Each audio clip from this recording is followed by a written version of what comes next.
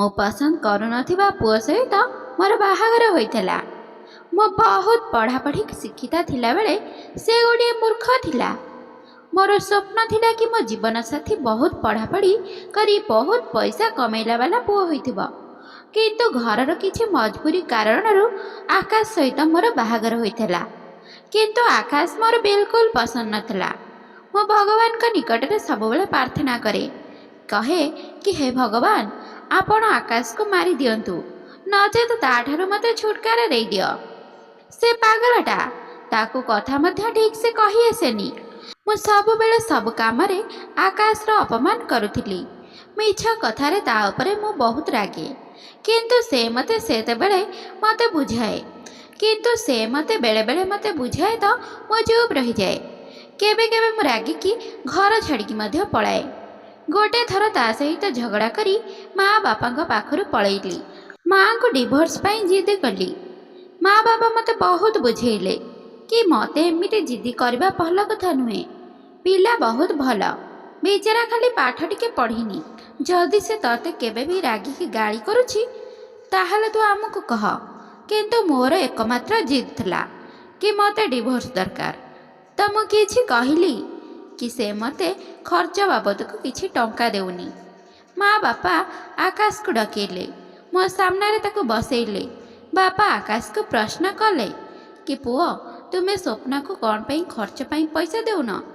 आकाश कहिला, बापा मु जहाँ भी किछि इनकम करी आणुछि घरर सबु खर्च पर जहाँ किछि भी बळुछि ताको मु स्वप्न को दउछि। मोर काका खुड़ी भाई और भौणी समस्त सेठारे उपस्थित थिले। तार एही कथा सुनी मते राग लगिला और मु कहली मोर सबु मासरे 10,000 टंका दरकार। एही सप्ताहे मु ता सहित जीवी, नहेले मु जीविनी। एहा सुनी आकाश चुप रहीगला, किछि न कही मुंड तळकु करी बसिथिला। एही समय रे मोर काका कहिले, कौन कहूछ आकाश, सबु मासरे देई परिबो तमे 10,000 टंका? आकाश किछि समय पाई चुप रहिला और मो आड़े को चाहिला। दीर्घ निश्वास नहीं कहला, हाँ काका मु स्वप्ना को सबु मासरे 10,000 टंका अलगा देवी। मु तार एही कथा सुनी मन भितर बहुत गाली देउथिली और कहली, देखिब तमे बहुत हैरान करिब मते। मु आकाश सहित ता घर को गली। इलेक्ट्रिक बिल, घरर राशन और अन्य सब खर्च थिला। ता बाबद को आकाश मते अलगा 10,000 टंका देबार थिला। जेतेबेले मु ताको पचारिली कौन काम करुछ, गवर्नमेंट ऑफिसर काम करुछि बोली से कहूथिले। एहा परे मु ताको आउ केबे भी किछि पचार नथिली कि से मते ए विषय किछि कहि नथिला। किंतु आकाश मते सबु मासरे 10,000 टंका देउथिला। गोटे दिन मु ताको कहिली कि मोर गोटे आईफोन दरकार, मते दियो। आकाश टिके हसला और मोर गोड़ धरी कहिला, मु सबु आनी देबी, टिके समय दरकार। आउ तमे मते केबे छाड़ी कि जिबा पई कुहनी। तमरा जहा किछि दरकार मते कहिबो, मु सबु देबी। मु ताको हैरान करबा पई सबु बेले किछि ना किछि बहाना खोजुथाए। केबे केबे खाइबारे अधिक लंका मिसाउथिली तो आउ केबे अधिक लुण। से कामरु आसी हालिया हेई थका हेई आसी खाइबा खाई कि बेहोश होई गला परी सोई पड़े। के जानी से एमिति की काम करुथला जे एते थकी जाउथला। मु सेई पागल मूर्ख को जेतिकी घृणा करुथिली से बोका सेमिति मते भल पाउथिला। किछि दिन परे गोटे दिन मु मो सांग मानक सहित मार्केटिंग करबा पई बाजार को जाइथिली। सहरर सबुठारु बड़ मार्केट बिल्डिंग को जाइथिलु। किंतु आमे बस स्टैंड दे जिबा समय रे मो आखि जहा देखिला मु निर्जीव परी होई गली। कथा हैला ए किए सेठी मु जहा को देखिथिली से हेउछि मु। ए दुनिया रे सबुठारु अधिक जहा को घृणा करुथिली, जहा को मु पागल मूर्ख कही सबुबेले अपमानित करे, जहा को मु केबे भी स्नेह रे खाइबा भी बाढ़ी की टिके देइनी, तार भल मंद केबे भी बुझेनी, जहा को मैं केबे ग्रहण करबा को चाहु नथिली, से आज ता मुंड उपरे काहार ओजनिया जिनिस धरी बस ऊपर को चढ़ुथिला। तार गोड़ थरुथिला। से पुराना ड्रेस पिंधि झाड़े सरबर होई गोटे छिंडा चपल पिंधि एसबु काम करुथिला। मते मरण कौन पे होनी, से मते खुशी रे रखिबा पई केते कष्ट करुछि। एहा भाबिबा भितरे जणे लोक आकाश को कहिले, ଏଇ ଜିନିଷ ନେଇ ଅନ୍ୟ ଏକ ବସ୍ ଉପରକୁ ଉଠା। ଆକାଶକୁ ବୋଧହୁଏ ବହୁତ ଭୋକ ଲାଗୁଥାଏ। ସେ ହାତରେ ରୁଟିଟିକୁ ରୋଲ୍ କରି ଖାଉଥାଏ ଓ ତା ସହିତ ଏହିସବୁ କାମ ମଧ୍ୟ କରୁଥାଏ। ମୋ ଆକାଶ ମୋ ପାଇଁ କେତେ କଷ୍ଟ ସହୁଥିଲା। ମୁଁ ମୋ ଆଖିରେ ଆଖିଏ ଲୁହ ଧରି ସେଇଠାରେ ସେସବୁ ଦେଖୁଥାଏ। ଏହା ଭିତରେ ଆକାଶର କାମ ସରିଲା। ଆକାଶ ସେଠାରେ ସାଇଡ଼ରେ ଥିବା ଗୋଟେ ଦୋକାନ ସାମ୍ନାରେ ଥକା ମାରି ସେଠାରେ ବସିଲା। କେତେ ମଜବୁର ଥିଲା ଆକାଶ। ଦିନସାରା ଏତେ କଠିନ ପରିଶ୍ରମ, ତା ସହିତ ରାତିରେ ମୋର ଟାଣ ଟାଣ କଥା ଶୁଣିବା। ସତରେ ସେ କେତେ ଭଲ। ପ୍ରକୃତ ପାଗଳ, ମୂର୍ଖ ମୁଁ ତ ଥିଲି, ଯାହାକି ଆକାଶ ପରି ପିଲାକୁ ଚାହିଁବାରେ ଭୁଲ କରୁଥିଲି।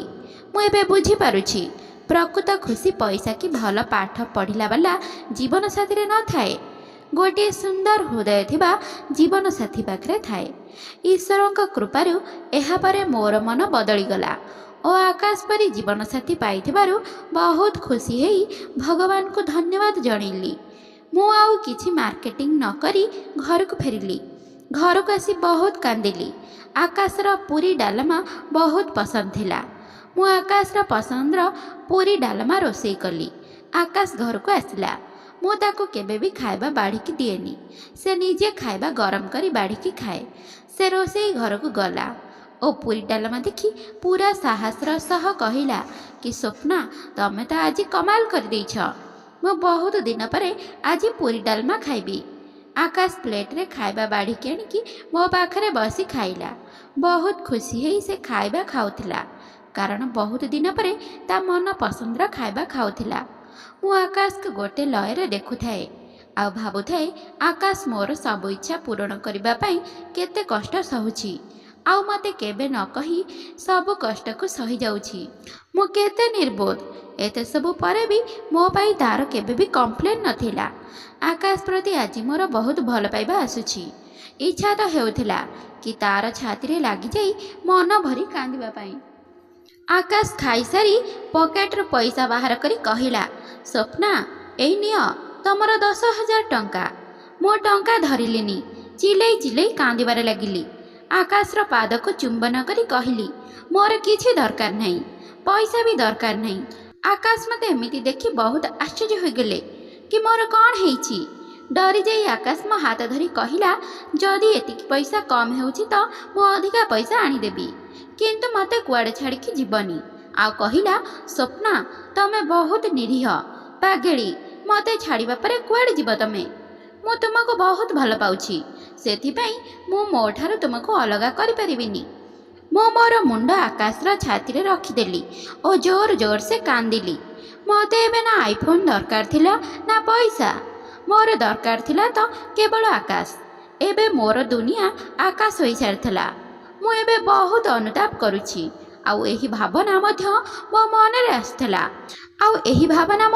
ଆସୁଥିଲା କି ଆମେ ସ୍ତ୍ରୀମାନେ କିଛି ନ ବୁଝି ସୁଝି ସ୍ୱାମୀମାନଙ୍କୁ କେତେ ସହଜରେ କହିଦିଅନ୍ତି, ଯେବେ ଭଲରେ ଟିକେ ଖୁଆଇ ପାରିବନି ତ ବାହାଘର କ'ଣ ପାଇଁ ହେଉଥିଲ। ଛୋଟ ଛୋଟ କଥାକୁ ନେଇ ଆମେ ସେମାନଙ୍କ ସହିତ ବହୁତ ଝଗଡ଼ା କରନ୍ତି। ସେମାନେ ବିଚରା ନିଜ ପରିବାରକୁ ଖୁସିରେ ରଖିବା ପାଇଁ କେତେ ସାକ୍ରିଫାଇସ୍ କରନ୍ତି। ମୋ ମତରେ ସ୍ୱାମୀ ଯେତିକି ଯେତିକି ରୋଜଗାର କରୁଛନ୍ତି ସେତିକିରେ ଖୁସି ରହିବା ଶିଖନ୍ତୁ। ଭଗବାନ କରାଣ, ମୋତେ ଏବେ ବି ବଡ଼ ଗାଡ଼ି ଓ ଏସି ରୁମ୍ରେ ବି ଏତେ ଆରାମ ମିଳିବନି ଯେତିକି ଆରାମ ମୋତେ ଆକାଶର ବାହୁରେ ତାର ଭଲମନ୍ଦ ବୁଝିବାରେ ଆଉ ତାର ପସନ୍ଦ ନାପସନ୍ଦ ବୁଝିବାରେ ଆସୁଛି। ଜୀବନ ସାଥୀର ମଜବୁରିକୁ ବୁଝିଗଲେ କେବେ ବି ଦୁହିଁଙ୍କ ଭିତରେ ମତାନ୍ତର ହେବନି। ଏବେ ମୋର ଦୁନିଆକୁ ଆଉ ଖାତିର ନଥିଲା। ଏବେ ତ ମୋର ପୁରା ଦୁନିଆ ଆକାଶ ଥିଲା। ମୁଁ ଏବେ ବହୁତ ଖୁସି କି ସମୟ ପୂର୍ବରୁ ମୋ ଆଖି ଖୋଲିଗଲା। ତ ଶ୍ରୋତା ବନ୍ଧୁମାନେ, ଆଶା କରୁଛି ଆଜିର ଏହି କାହାଣୀଟି ଆପଣମାନଙ୍କୁ ନିଶ୍ଚିନ୍ତ ପସନ୍ଦ ଆସିଥିବ। ଆଉ ପସନ୍ଦ ଆସିଥିଲେ ଭିଡ଼ିଓଟିକୁ ଲାଇକ୍, ସେୟାର ଆଉ ମୋ ଗପପେଡ଼ି ଚ୍ୟାନେଲକୁ ସବସ୍କ୍ରାଇବ୍ କରିବାକୁ ବିଲକୁଲ ବି ଭୁଲନ୍ତୁ ନାହିଁ। ତେବେ ଆଜି ପାଇଁ ରହୁଛି, ବାଏ। ପୁଣି ଦେଖା ହେବ ଆଉ ଏକ ସୁନ୍ଦର କାହାଣୀ ସହିତ ଆଉ ଏକ ନୂଆ ଭିଡ଼ିଓରେ। ଧନ୍ୟବାଦ।